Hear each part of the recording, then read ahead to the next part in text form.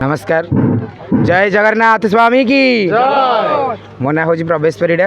आम समस्ते हूँ उस्तपाड़ ग्रामर श्री श्री मदन मोहन जीवर सब मंदिर ट्रस्ट कमिटी माने तेणु आम ये कमिटी श्री श्री मदन मोहन जीवर वार्षिक उत्सव पालन निमंते आज एक शोभा यात्रा अनुष्ठित होउछि। तेणु ये वार्षिक उत्सवटी होउछि आम ग्रामर नवमतम वार्षिक उत्सव। दीर्घ 9 वर्ष धरी आम उत्सवटी को अति धूमधाम सह पालन कर आसुछु। तेणु आज आम नवम वर्ष पदार्पण करूँ। एनिमते आम ग्रामर समस्त कलशधारी मानू नहीं आज कलश यात्रा अनुष्ठित होउछि। यापर आमर आसंता काली ठारू दीर्घ 4 दिन धरी कलश यात्रा सहित अन्नप्रसाद अनुष्ठित हो। तेणु आज कलश यात्रा सरिया पर आसंता काली ठारू अन्नप्रसाद व्यवस्था रही। सहित आम ग्रामर पाखापाखि जो पंचायत रही से आम वरिष्ठ लोक मानक निमंत्रण करूँ।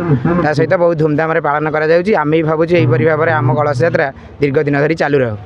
हेलो मुझे सरोज प्रधान उस्तपाड़ ग्रामवासी। आज आम ग्रामर दीर्घ 9 वर्ष है आमर वार्षिक उत्सव पालन कर ठाकुर एवं आज कलश यात्रा आरंभ। कलश यात्रा को नहीं 4 दिन काल महायज्ञ अनुष्ठित हो एवं अन्नप्रसाद सेवन कर पाख आखर भद्रलोक मान डकाई एवं छुआ ग्रामर प्रत्येक मेम्बर माने स्त्री पुरुष समस्त प्रसाद सेवन करेंगे। 4 दिन काल ये महोत्सव लगी रेणुक आम अनुभव करूँ दिन को दिन आमर यात्रा दिन को दिन आगे चली। एणु ए वर्ष भी महा धूमधाम आम या पालन करूँ।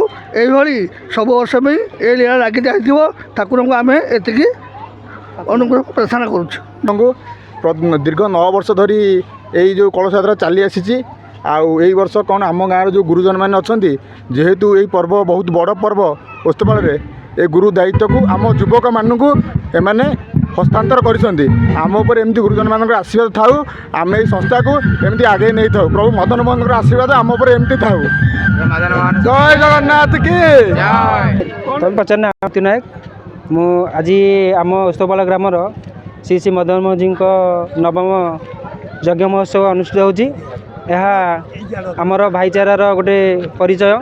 आम गाँ यहीपरि माने अनेक दिन धरी 9 वर्ष धरी परिचालित यज्ञ महोत्सव हो आसूँ। आगामी यही आहरी 100 वर्ष के ठाकुरंकर यज्ञ महोत्सव बहुत धूमधाम हम आम एरियार गोटे गणपर्व भाव परिचित हे। यह आमर आशा और आकांक्षा।